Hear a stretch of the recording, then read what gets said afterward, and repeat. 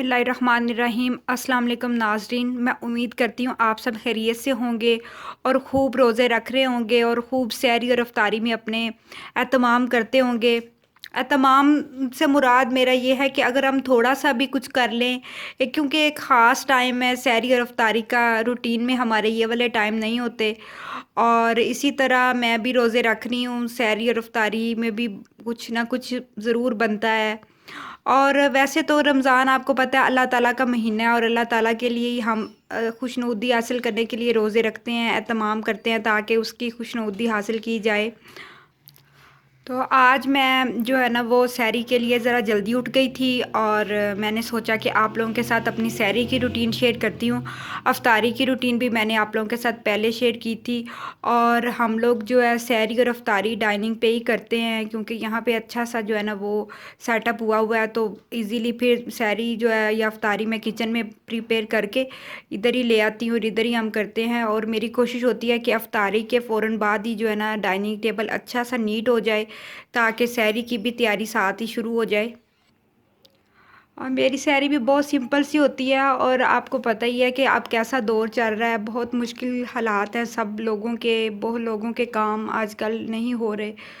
तो कुछ करने को दिल भी करे, कुछ चाहे तो दिल नहीं करता कि इंसान बहुत ज़्यादा कुछ एहतमाम करे, कि क्योंकि उन इंसान को उन लोगों का भी ख्याल करना चाहिए कि जो लोग अभी जिनका काम बंद है और वो बेचारे बहुत सारे मसाइल का शिकार हैं। कुछ लोग तो पहले ही ऑलरेडी मसाइल का शिकार थे और कुछ ये बीमारी की वजह से जो है ना वो मसाइल का शिकार हो गए हैं। और बस अल्लाह ताला से दुआ है कि जल्दी जल्दी ये जो वबा है इस मुल्क से ख़त्म हो जाए, बल्कि पूरी दुनिया से ही ख़त्म हो जाए और इंसान उसी तरह फिर दोबारा से हिम्मत कर सके। और बस चलें हम अब किचन में चलते हैं और सहरी का एहतमाम करते हैं जल्दी जल्दी, क्योंकि टाइम बहुत कम होता है। और मेरी आप लोगों से गुजारिश है कि एक दफ़ा दुरूद इब्राहिमी पढ़ के हज़रत मोहम्मद सल्लल्लाहु अलैहि वसल्लम को तोहफ़ा कर दें और मेरे चैनल को सब्सक्राइब भी कर दें, बेल आइकॉन का बटन भी प्रेस कर दें। वीडियो अच्छी लगे तो उसे लाइक और शेयर ज़रूर कीजिएगा, इससे मुझे बहुत अच्छा हौसला अफजाई होती है। और कमेंट में आप लोगों ने मुझे ज़रूर बताना है कि आप अपनी सहरी किस तरह से बनाते हैं, क्या करते हैं, आप लोगों की सहरी की रूटीन क्या होती है। और मेरी सहरी की रूटीन भी के बारे में भी मुझे कमेंट में बताना है कि आपको मेरी सहरी की रूटीन कैसी लगी। तो चलिए किचन में चलते हैं और झटपट सी सहरी बनाते हैं, आप मेरे साथ रहिएगा। सहरी के लिए सबसे पहले तो मैं बना रही हूँ पराठे। और पराठा जो हम खाते हैं ना बहुत सिंपल पराठा होता है, कोई ऐसा जो है ना वो देसी घी वाला, मोस्टली मैंने देखा है कि लोग सहरी में देसी घी वाला पराठा खाते हैं, लेकिन वो पराठा बहुत हैवी हो जाता है। मैं थोड़ा सा देसी घी लगाती हूँ, लेकिन मेरे हस्बैंड जो हैं वो देसी घी इतने उसके शौकीन नहीं हैं, तो वो ऑयल वाला पराठा ही खाते हैं। और बिल्कुल उनकी कोशिश होती है कि एक पराठा बनाना और ज़्यादा बड़ा साइज़ का ना बनाना, बस दरमियाने साइज़ का बनाना और ऑयल भी हल्का सा लगाना। और पराठा मोस्टली सब घरों में एक जैसा ही बनता है, जिस तरह बल वाला जो पराठा होता है वो वाला कुछ लोग पसंद करते हैं और कुछ जो है वो सिंपल पसंद करते हैं। तो मैं भी कुछ इस तरह से ही पराठा बनाती हूँ। इसको लच्छा पराठा बोलते हैं और इसकी जो है ना तह के अंदर ना बहुत मज़े के ना वो क्रिस्पीपन आता है। और दूसरा ये जो है वो बहुत खस्ता सा बन जाता है बिस्किट की तरह, तो बहुत मज़े का ये पराठा लगता है। तो इस तरह से मैं बेल के, मोस्टली सब लोगों के घरों में ऐसा ही पराठा बनता है। और साइज़ भी बहुत छोटा सा ही रखती हूँ, बहुत बड़ा पराठा जो है ना वो खाया भी नहीं जाता, क्योंकि अफ्तारी में कुछ फ्राई आइटम अगर बनाई हो तो बहुत ज़्यादा फिर हैवी हो जाता है। तो इस वजह से जो सालन वगैरह भी बना होता है ना सहरी में नहीं खाया जाता है। बस अफ्तारी में तो बिल्कुल मेरे से बिल्कुल कुछ भी नहीं खाया जाता, पानी वगैरह ही पिया जाता है। और उसके साथ कुछ पकोड़े या कुछ दही बड़े या इस तरह की कोई चीज़ अगर हम इस्तेमाल करें वो वाला ही बस खाया जाता है। और सहरी में कोशिश होती है कि चलो एक पराठा जो है वो खा लिया जाए, ताकि पूरे दिन की जो फास्टिंग होती है इसके साथ थोड़ा सा फ्रूट वगैरह या दूध सोडा वगैरह ले लेते हैं। और सालन में मैंने आज भिंडी और चिकन बनाया था और वो सालन आप देखें बिल्कुल वैसे ही पड़ा है। मैं आपको अभी पराठा बना के फिर मैं आपको दिखाती हूँ कि वो जो सालन है वो किसी ने टच भी नहीं किया। और अब हम सहरी में खाने वाले हैं। आज मैं जल्दी उठ गई थी तो मैंने सोचा कि क्यों ना मैं वीडियो भी बना लूँ। बस इतना सा पराठा जो है ना वो खाया जाता है। अब इस पराठे को मैं हल्की आंच पे फ्राई करूँगी, बनाऊँगी थोड़ा सा ऑयल लगा के, ताकि जो है ना थोड़ा क्रिस्पीपन जो इसमें आए। तो चलो अब इसको फ्राई करते हैं। पराठे को पकने के लिए मैंने तवे पे डाल दिया। तवे को मैंने पहले ही हल्का सा गर्म कर लिया था और बस हल्का सा ऑयल पहले थोड़ा सा लगाया और अब हल्का सा बस 2 टेबल स्पून के जितना ऑयल, क्योंकि ज़्यादा ऑयली जो पराठा होता है ना उससे फिर प्यास लगती है। तो वैसे तो मैंने इलायची का शरबत भी बना के रखा हुआ है कि मुझे प्यास ना लगे, तो जो है ना वो बहुत फ़ायदेमंद रहता है। और लास्ट में हम चाय तो बिल्कुल ही नहीं पी जाती, लेकिन जो है ना कहवा लेमन ग्रास का वो ज़रूर पिया जाता है, वो पी लेते हैं। इसके साथ सालन हो जाता है, दही तो फिर मस्त है ना। कुछ लोग जो है ना वो ज़्यादातर सहरी में अंडा लेते हैं। मेरे हस्बैंड भी अंडा लेते हैं, लेकिन आज वो ख्वाहिश कर रहे थे कि मुझे थोड़े से कबाब फ्राई कर देना। मेरा दिल कर रहा था, उनका दिल वैसे अफ्तारी में था, लेकिन अफ्तारी में मैंने दही बड़े और फ्रूट चाट वगैरह बनाई थी, जिसकी वजह से वो कबाब नहीं खा सके। शामी कबाब मैं बना के फ्रीज़ कर लेती हूँ, इसकी वीडियो भी मैंने लगाई हुई है। तो वो फिर जब उनका दिल होता है वो ज़रूर खाते। कहते हैं इस बहाने से थोड़ा सा अंडा भी खाया जाता है, क्योंकि अंडे में वो डिप के फ्राई होते हैं।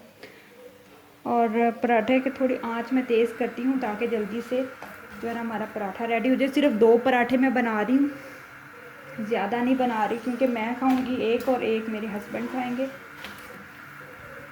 पराठे हमारे रेडी हो गए हैं और अब जो है मैं बनाने जा रही हूँ कबाब। और पहले मैंने सोचा था कि मैं पैन बदल लेती हूँ और जो है ना दूसरे पैन पे जो है ना वो कबाब फ्राई कर लेती हूँ, लेकिन अब मैं सोच रही हूँ कि इसके ऊपर हल्का हल्का ऑयल है और इस वजह से मैं इसके ऊपर ही जो है ना कबाब फ्राई कर लेती हूँ।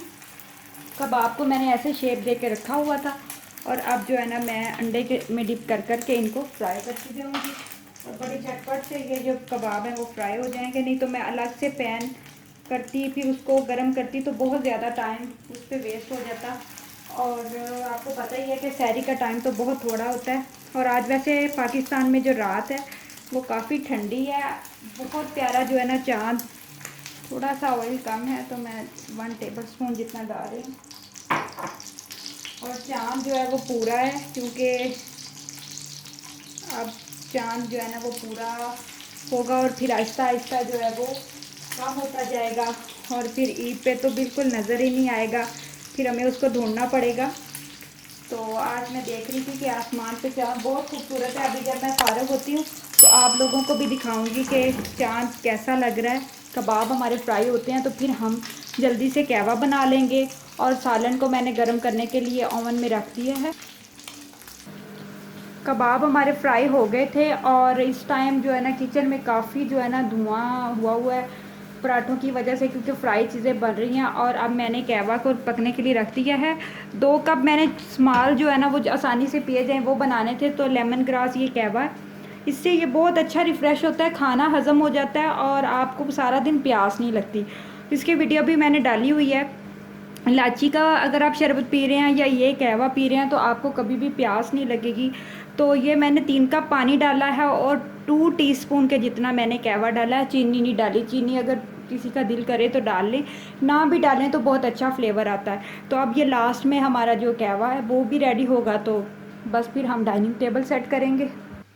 भिंडी का सालन भी मैंने गरम कर लिया, आपको थोड़ा सा क्लोज करके दिखाती हूँ। ये देखें, ये किसी ने भी खाया भी नहीं, मैंने इतना टेस्टी बनाया था, चिकन में बनाया थी, बहुत मज़े का ये बनता है। और पराठे भी रेडी हो गए हैं, कबाब भी ये देखें फ्राई होके रेडी हैं, दही भी मैंने फेंट लिया। और चलें अब हम जल्दी से डाइनिंग टेबल पर चलते हैं, जितनी देर में हमारा कहवा पकता है डाइनिंग टेबल सेट करते हैं। तो चलें अब मिलते हैं डाइनिंग टेबल पे। अब ज़रा आसमान पे चाँद देखें कितना खूबसूरत है और रात में कितना प्यारा लग रहा है। ये आप ज़रा सीन चेक करें, फुल जो है ना उसकी रोशनी पूरे आसमान को रोशन कर रही है और इतना मज़ा आ रहा है ना, इतनी ठंडी ठंडी हवा चल रही है और बड़ा अच्छा सा माहौल बना हुआ है। और कहीं दूर किसी मस्जिद में बहुत प्यारी नातें भी चल रही हैं। और इस टाइम तो आपको पता ही है ज़्यादातर लोग उठ के इबादत करते हैं, तहज्जुद पढ़ते हैं और खूब जो है ना सहरी का मज़ा दुबाला हो जाता है इस टाइम उठने में। ज़रा सीन चेक करें कि मेरा बेटा जो है वो गहरी नींद सोया हुआ है और उसको बिल्कुल भी पता नहीं है कि इस टाइम क्या हो रहा है।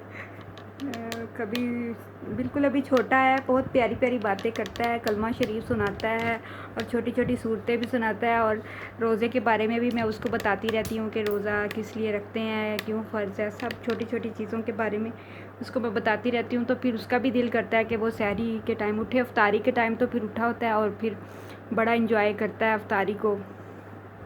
जी, तो मैं डाइनिंग टेबल पे आ गई हूँ और ये मैंने सारे अरेंजमेंट कर दिए हैं। टाइम भी बस थोड़ा सा रह गया है, 30 मिनट्स अभी बस बाकी हैं।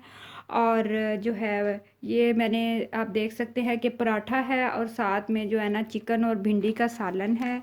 इधर से मैं आपको थोड़ा क्लोज करके दिखाती हूँ। और इसके साथ कबाब हैं और तरबूज मैंने थोड़ा सा काटा है, अगर किसी का दिल किया तो ले लेगा, अगर नहीं दिल किया तो फिर ना ले। और मैं दूध सोडा पीऊँगी थोड़ा सा, क्योंकि दूध दूध जो है ना वो बहुत अच्छा हेल्दी चीज़ है और फिर प्यास नहीं लगती। और इसके साथ कहवा है। और बस यही अफ्तारी में भी बहुत थोड़ा सा अरेंजमेंट होता है और सहरी में भी इस तरह से ही। और बस इसी तरह से ही सहरी हम रोज़ाना करते हैं। मैं उम्मीद करती हूँ आपको मेरी सहरी की रूटीन भी पसंद आई होगी। मैंने पहले अफ्तारी की रूटीन भी आपके साथ शेयर की थी और उसका वीडियो का लिंक भी मैं आपको इसमें डाल दूँगी। उसको भी आपने देखना ज़रूर है कि मैं किस तरह से अपनी अफ्तारी बनाती हूँ। और सहरी को भी आपने वीडियो को लाइक और शेयर ज़रूर करना है। मैंने चाँद का भी थोड़ा सा जो है ना वो क्लिप डाला है कि आज चाँद किस तरह लग रहा है। और अपना बहुत सारा ख्याल रखें, दुआओं में याद रखें। अल्लाह ताला सबको खुश रखे। और मैं उम्मीद करती हूँ आप भी इस तरह से अपनी जो है वो सहरी को भरपूर तरीके से एंजॉय करते होंगे। अल्लाह हाफिज़।